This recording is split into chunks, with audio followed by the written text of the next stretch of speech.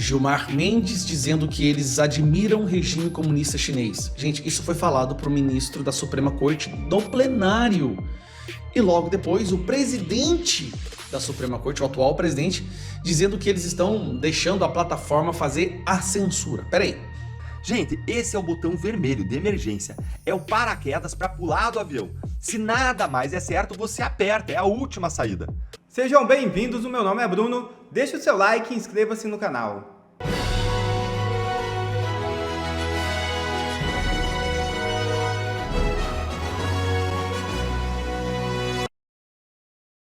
Hugo Motta encaminha a CCJ ordem do STF para caçar Carla Zambelli. Procedimento dá início à tramitação do julgamento da perda de mandato. A parlamentar foi condenada a 10 anos de prisão sob a acusação de invasão ao sistema do Conselho Nacional de Justiça. O procedimento de Motta dá início à tramitação do julgamento da perda de mandato, que será definido pelos deputados. Na última terça-feira, Motta disse que a Câmara vai cumprir a decisão da Corte e decretar a perda de mandato de Zambelli. Algumas horas depois, ele recuou e disse que a palavra final sobre o mandato será do plenário. Alvo de um mandado de prisão definitiva de autoria do ministro Alexandre de Moraes, Zambelli está atualmente no exterior. Na CCJ, ela poderá apresentar a sua defesa em um prazo de até 5 sessões. Em seguida, a comissão tem o mesmo prazo para emitir um parecer favorável ou contrário à perda do mandato da deputada. Após a votação, a decisão passa por análise do plenário da Câmara. É necessária a maioria absoluta dos deputados, isso é 257 votos. Gilmar deixa escapar que ministros do STF admiram o regime chinês. É isso mesmo. Durante sessão do Supremo Tribunal Federal, realizada nesta quarta-feira, o ministro Gilmar Mendes afirmou que todos os integrantes da corte têm admiração pelo regime chinês, liderado por Xi Jinping. A declaração foi feita durante o julgamento que discute a responsabilidade das plataformas digitais por conteúdos gerados por usuários. A declaração gerou repercussão. Veja o vídeo. O que está acontecendo no STF, principalmente a votação que aconteceu ontem, nos causa mais arrepios do que um filme de terror bem produzido. Como vocês estão acompanhando, a nossa Suprema Corte Federal, a mando do Lula e do governo do PT, decidiu acabar de uma vez por todas com a liberdade de expressão no Brasil, através da derrubada de considerar inconstitucional o artigo 19 do Marco Civil da Internet. Acho que você já deve ter entendido até agora o que isso significa. As redes sociais, para se prevenirem de multas e de serem, até mesmo seus diretores serem presos, elas serão obrigadas a acabar com qualquer discurso polêmico na internet, com debate político, inclusive com um discurso religioso. Sim, trechos da Bíblia podem ser considerados agora discurso de ódio, homofóbico, transfóbico, e por isso as redes sociais serão obrigadas a proibir que pastores e padres falem trechos da Bíblia. E curiosamente, olha como o destino é curioso, né? Ontem, enquanto o STF estava criando essa nova legislação, no Congresso, na Câmara dos Deputados, nós estávamos criando a subcomissão do combate à censura. Eu fui eleito como presidente dessa subcomissão e o Marcel Van Hatten será o relator. Através dessa subcomissão, nós começaremos a fazer audiências públicas única e exclusivamente para mostrar o nível de censura que existe no Brasil hoje. Convidaremos dezenas de pessoas que foram censuradas e ao final do ano usaremos o relatório produzido por essa subcomissão para que o Congresso possa desfazer, reverter essa abominação criada no STF. Dito isso, durante os votos dos nossos excelentíssimos ministros, teve 2 momentos que causam verdadeiro arrepio em qualquer pessoa minimamente sensata. Que dia que você imaginaria que o ministro da nossa Suprema Corte, uma corte criada para proteger uma Constituição criada para proteger a democracia, falaria abertamente que eles admiram o regime ditatorial comunista da China? Que dia que você imaginaria ouvir isso aqui? Um pouco na linha, nós todos hoje somos admiradores do regime chinês, né? Do Xi Jinping. Né? Aí você tem que aumentar o volume. Porque não é possível que isso foi falado no plenário do nosso STF. Isso aqui é uma das coisas mais abomináveis já proferidas dentro do plenário da Suprema Corte. Um pouco na linha, nós todos hoje somos admiradores do regime chinês, né? Do Xi Jinping, né? Que diz assim... Aqui ele está falando da entidade de regulamentação do discurso nas redes sociais. E ele fala que nós somos, nós, ele não fala ele. Ele fala nós somos admiradores do regime chinês. Um pouco na linha, nós todos hoje somos admiradores do regime chinês, né? Do Xi Jinping. Nós, referindo-se a quem? Aos ministros do STF, os ministros da nossa Suprema Corte, do Estado Democrático de Direito, são admiradores do regime comunista do Xi Jinping? Bom, o regime comunista do Xi Jinping não existe liberdade de expressão. É absoluta censura. Absoluta. Se alguém fala algo que eles consideram um risco, essa pessoa é presa imediatamente e às vezes até mesmo executada com um tiro na testa. E aí, quando você ouve isso, é que você entende. A situação é muito mais perigosa do que nós havíamos imaginado. Inclusive, até boa parte da imprensa que antes batia palma para a perseguição que o STF cometia, hoje está aterrorizada. Aí você pensa, tudo bem, não tem como ficar pior que isso. Logo depois, o Barroso deixa escapulir que eles estão criando todo um projeto para que as plataformas sejam obrigadas a censurar. Escuta isso. Na verdade, as plataformas também têm condições de fazer uma avaliação se está-se diante de um caso manifestamente criminoso ou não. Eu dei um exemplo. Eu teria dúvida se num debate público eleitoral, se isso não dependeria de iniciativa da parte ou se a gente teria que impor à plataforma o ônus da remoção, entendeu? Ela fazer a censura. Peraí, eu vou repetir. Teria dúvida se num debate público eleitoral, se isso não dependeria de iniciativa da parte ou se a gente teria que impor à plataforma o ônus da remoção, entendeu? Ela fazer a censura. Here I come. Here I come. A censura. Ela fazer a avaliação do que pode e do que não pode. Essa é a minha dúvida. Nesse momento, o ministro Alexandre de Moraes percebeu que o Barroso está falando demais, está escancarando a real intenção e ele se vê obrigado a interromper o Barroso. Então, temos dois momentos assustadores.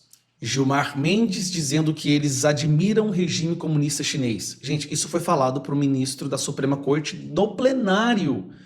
E logo depois, o presidente da Suprema Corte, o atual presidente, dizendo que eles estão deixando a plataforma fazer a censura. Peraí, a censura não vai ser feita pelo judiciário, mas agora eles vão obrigar a plataforma a fazer a censura? O que quer dizer isso?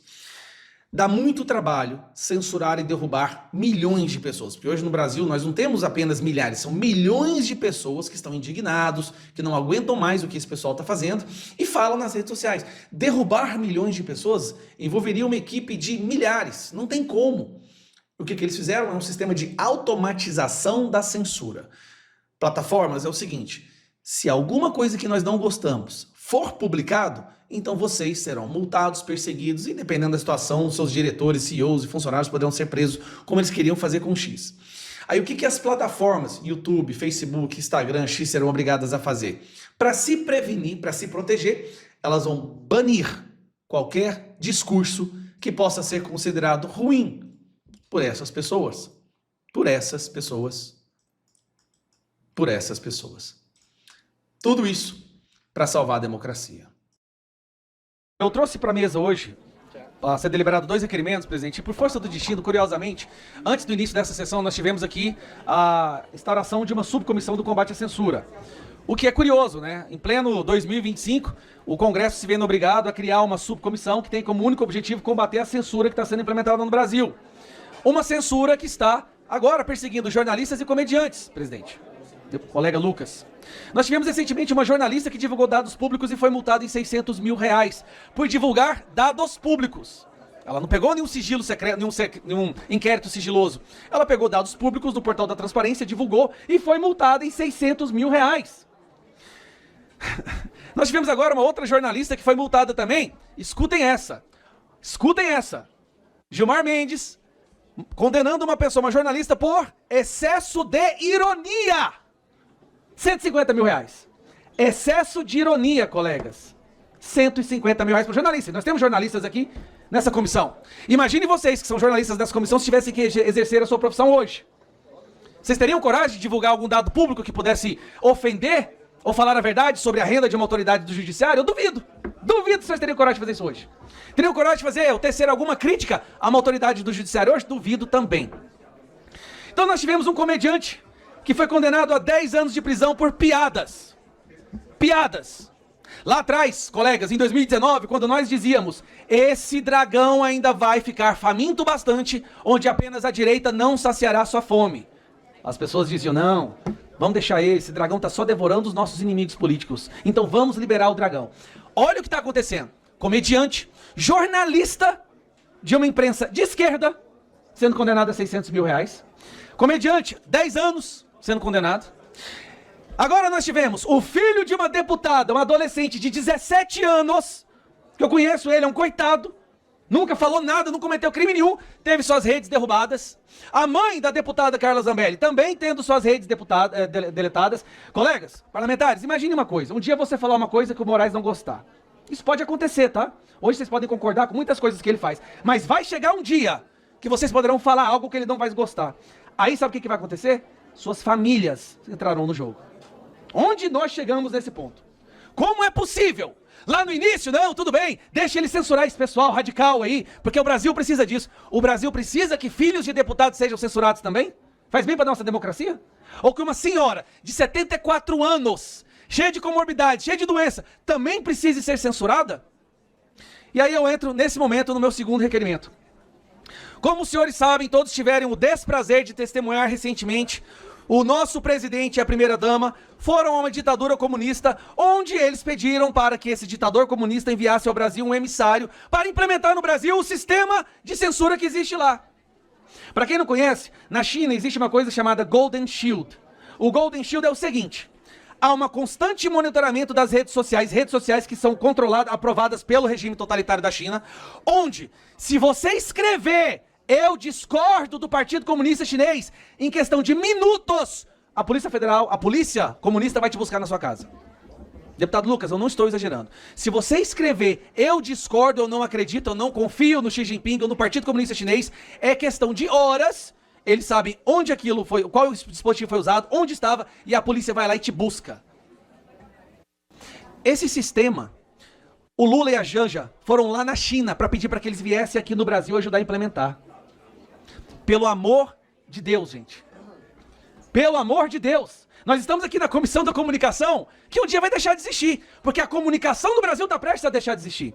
E aí, para chegar no requerimento, porque esse é tanto absurdo, o Lula disse recentemente que os emissários do comunista, do ditador, viriam ao Brasil, e quem cuidaria dessa política internacional de se implementar no Brasil que se usa na China seria o Sidônio.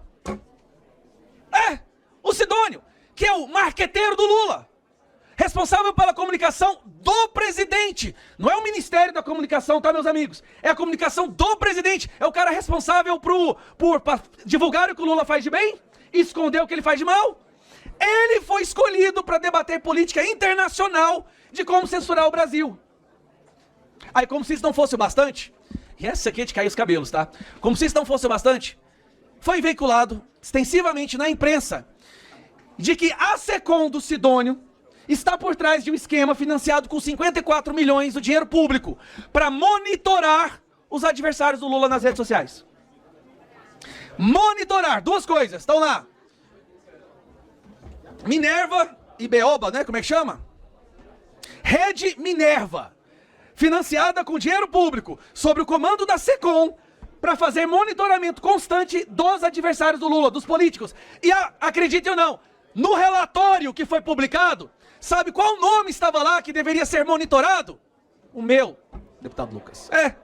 Eu estou sendo monitorado por uma pessoa, usando dinheiro público, que está recebendo comunistas de uma ditadura para implementar o sistema que eles têm para o quê? Para quê? Para proteger o quê? Acredite ou não? A liberdade de expressão. Nós chegamos ao cúmulo do ridículo com isso que está acontecendo. Isso é indefensável.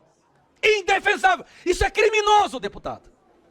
Hoje estão fazendo conosco, mas nós voltaremos ao poder, o senhor sabe disso. O governo está tão radioativo, está tão podre, que até os senhores que apoiam o Lula sabem disso. O próximo governo vai ser de direita. Vai ser o Bolsonaro ou quem o Bolsonaro escolher. Isso todos sabem, até quem odeia a gente já entendeu. Aí eu pergunto, se no próximo governo nós começássemos a fazer isso, os senhores aceitariam? Dinheiro público para financiar as redes sociais de cada um dos senhores. Você acha que seria certo isso é democrático? Pois está acontecendo agora. Agora está acontecendo. Então eu peço encarecidamente que a gente possa, verbalizar a indignação com o que está acontecendo com o nosso país. Eu estou vendo que são poucos canários de mina de carvão. Tem um ou outro deputado tentando alertar para o risco do que está acontecendo. Gustavo Gaia, o tempo de liderança de Vossa Excelência esgotou. Eu vou acrescer 3 minutos, que é o tempo de encaminhamento do requerimento de Vossa Excelência. Mas fique à vontade, o tempo é seu. 3 minutos. Obrigado, presidente. Então eu fico fazendo aquele clamor pelo bom senso que volte a reinar aqui. Um dia essa Câmara, sim, encheu de orgulho o povo brasileiro com decisões que foram históricas. Mas hoje eu estou vendo que nós temos aí para contar nos dedos poucas pessoas que se dispõem a falar o que realmente está acontecendo. E como somos poucos que estamos falando, somos alvos fáceis. Seria muito mais fácil para mim me acovardar, colocar o rabinho entre as pernas e fingir que nada está acontecendo e ficar vivendo do sistema e distribuindo emenda. Seria a coisa mais fácil do mundo para mim. Mas com que cara que eu olharia para os meus filhos? E no futuro? Porque nós temos filhos. O senhor mesmo me disse agorinha, o senhor tem filho. Um dia a gente não vai estar aqui mais, presidente. E quem vai ter que arcar com as consequências da nossa inação e covardia serão eles. Que pode ser que venha um governo de direita e porque o nosso filho ou seu filho disse algo que esse governo não gostou, ele pode ir preso, censurado, multado. Nós estamos aqui para preservar a liberdade em todos os seus espectros. Na liberdade de expressão sendo uma das mais importantes, porque sem ela você não defende as outras. Então eu peço encarecidamente, colegas, não só aprovar esse inquérito, já foi aprovado em bloco, por mais que discordamos em vários aspectos, há limites sendo ultrapassados que se nós não falarmos agora, não teremos voz no futuro para falar novamente. E Deltan Dallagnol revela a estratégia de Bolsonaro para tirar Moraes da ação do golpe. Veja o vídeo. Bolsonaro e aliados têm uma nova estratégia política para tirar a ação do golpe de Alexandre de Moraes. E eu vou mostrar para você agora qual que é essa estratégia e quais são os 3 pontos dela. O objetivo, na verdade, é até mais amplo. É tirar o caso Bolsonaro de todo o STF. Afastar o STF do caso Bolsonaro, porque não há justiça para o Bolsonaro no STF, nem para os demais réus da ação do golpe, e muito menos para os réus do 8 de janeiro, como a gente tem visto pelas condenações do STF. E no final eu vou te contar ainda quais são as dificuldades para essa estratégia dar certo e qual que é a minha opinião. Vamos então direto ao ponto e olha aqui o que saiu na coluna da Malu Gaspar no jornal o Globo. Trama golpista. Aliados de Bolsonaro traçam nova estratégia para tirar o caso de Alexandre de Moraes.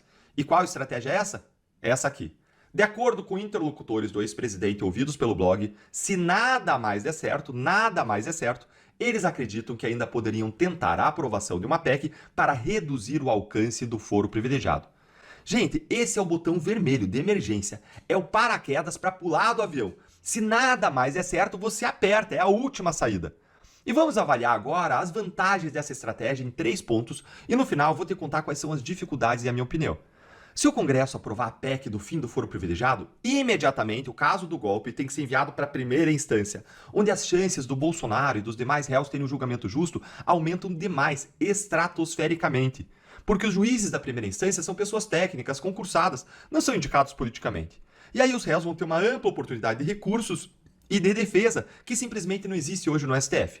E indo mais à raiz até da questão, na primeira instância, eles vão ser julgados pela lei. No STF, eles estão sendo julgados politicamente. A minha aposta é que se esse caso for para a primeira instância, vai acontecer a absolvição em massa dos réus. E para quem sobrar alguma coisa, se é que sobrar alguma coisa, a pena vai ser baixa. Os réus têm, inclusive, a oportunidade de recorrer em todas as instâncias inferiores até o caso chegar ao STF. E isso, por si só, já adiaria em vários meses ou anos o fim do caso, dando uma sobrevida para o Bolsonaro participar do processo eleitoral de 2026, se ele conseguir reverter a sua inelegibilidade. Ah, Deltan, mas o caso ainda assim vai chegar ao STF. Vai chegar, mas não importa, porque quando um caso sai da primeira instância para o STF, os tribunais superiores, STF e STJ, não conseguem rever fatos, provas, não conseguem alterar substancialmente as condenações ou absolvições que vieram das instâncias inferiores. Indo agora para o segundo ponto. O fim do foro privilegiado ele vai depender de uma articulação política, gente, muito forte, mas muito, muito forte. Mas ele tem um caminho mais fácil do que outras soluções políticas. Por quê, Deltan? Porque existe uma PEC do ex-senador Álvaro Dias que já foi aprovada no Senado e que está parada na Câmara, que prevê foro privilegiado apenas para presidentes da Câmara, do Senado, do STF e presidente e vice-presidente da República. Gente, reduz drasticamente de 57 mil pessoas para 5 pessoas. É uma ótima proposta, acabaria de vez com essa vergonha que é o foro privilegiado de todas essas 57 mil autoridades e acabaria com o rabo preso que o Congresso tem com o Supremo. E de quebra ainda, tiraria do STF uma grande parte do poder que os ministros têm hoje sobre os parlamentares. Além do mais, seria um avanço no combate à corrupção no país, já que os políticos corruptos, para eles, não tem esse processo aí a toque de caixa, a jato que está acontecendo para o Bolsonaro. Não tem essas penas aí dos réus 8 de janeiro, não. Os políticos corruptos, eles não iam mais poder contar com a lentidão do STF para os seus casos, que garante a impunidade decorrente da prescrição.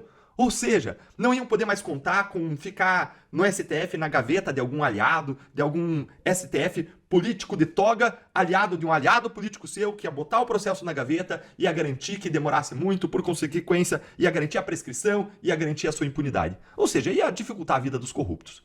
Como a PEC do Álvaro Dias ela já foi aprovada no Senado, ela só precisa ser aprovada agora na Câmara dos Deputados, em 2 turnos, com apoio de 3/5 dos deputados, ou seja, com o voto de pelo menos 308 deputados federais. O que a direita pode conseguir, como provou no regime aí de urgência do PL da anistia. Precisaria, claro, fazer uma costura política muito forte para dar certo, mas o custo de se aprovar uma PEC é diminuído pelo fato de que ela só precisa ser aprovada na Câmara. E que depois disso ela seria incorporada imediatamente à Constituição, porque as PECs elas não passam pela sanção ou aprovação do presidente da República, diferente do que acontece com leis. Então Lula não poderia fazer nada nesse caso. Essa explicação está te ajudando a entender melhor o que está acontecendo nos bastidores da política, quais são as opções, as soluções, entender o cenário? Se está ajudando, curte com força o vídeo e vamos para o terceiro ponto. De quebra, aprovar a PEC do fim do foro privilegiado coloca o Supremo ainda em uma sinuca de bico. Por quê, Deltan? Porque fica extremamente difícil para o STF derrubar depois uma decisão soberana do Congresso, recém-aprovada. Se os ministros fizerem isso, eles iam abrir talvez uma crise irremediável com o Congresso, porque ficaria insuportável para o Congresso, perante a sociedade, aceitar que o STF derrube ou desrespeite uma PEC que eles acabaram de aprovar por maioria de 3/5. Seria um atropelo tão absurdo e tão violento do legislativo que, por uma questão de imagem, de até de amor próprio, de sobrevivência própria, eu acho difícil que os parlamentares não se unissem, em grande medida pelo menos. Você não quer poder contar, claro, com o PT, PSOL, mas em grande medida eu acredito sim que eles iam se unir para proteger as suas decisões contra o Supremo. Ainda mais sendo decisões que derivam daquilo que a gente chama de poder constituinte derivado, que é o poder que o Congresso tem de representar o povo para refazer, reformular, remendar a Constituição Federal. Ou seja, um poder todo especial que o Congresso tem. E o Supremo aí não ia ter opção, então, a não ser de fato, respeitar a decisão e enviar todos os casos criminais à corte para a primeira instância, inclusive o caso de Bolsonaro. É claro que os ministros ainda podem querer derrubar a PEC, mas essa decisão seria de consequências imprevisíveis. Não vou dizer que seria um suicídio político do STF, mas isso aí ia explodir a cena política do país. Agora vamos para as dificuldades, como eu prometi para vocês, e vamos para a minha opinião. Aprovar essa PEC agora é possível? Me diz o que você acha aí nos comentários enquanto eu vou fazendo minha análise. Em primeiro lugar, os próprios advogados e aliados de Bolsonaro prevêem que ele deve ser preso até outubro. Olha aí, Bolsonaro será preso até outubro, calculam advogados e aliados. Então, para convencer o Hugo Mota, o Colégio de Líderes e os partidos a votarem e aprovarem essa PEC até outubro, dependeria de um esforço e de uma articulação política enormes. Isso envolveria muita negociação, exigiria uma dedicação total da direita. Além disso, você teria uma oposição ferrenha do governo Lula, da esquerda, que iam colocar bastante pressão contra a aprovação. E o governo Lula, infelizmente, ele tem algo que a direita não tem para, vamos dizer assim, convencer os deputados do Centrão. Dinheiro. Bilhões em emendas. Para ficar só na parte legal, sem falar no que pode acontecer aí por baixo dos panos. Esse é um dos problemas centrais do Brasil hoje, as emendas parlamentares. Agora, por outro lado, a direita teria bastante apoio popular e a força das redes sociais. Nas redes sociais, a direita é imbatível. Isso é claro se a regulação, ou seja, a censura das redes sociais pelo STF não acabar minando demais essa força. Agora, por qualquer ângulo que a gente olhe, gente, dá para perceber que vai ser uma luta muito difícil, mas talvez seja a última esperança de Bolsonaro e dos demais réus da direita que hoje respondem perante o STF. Isso vai bem além de Bolsonaro.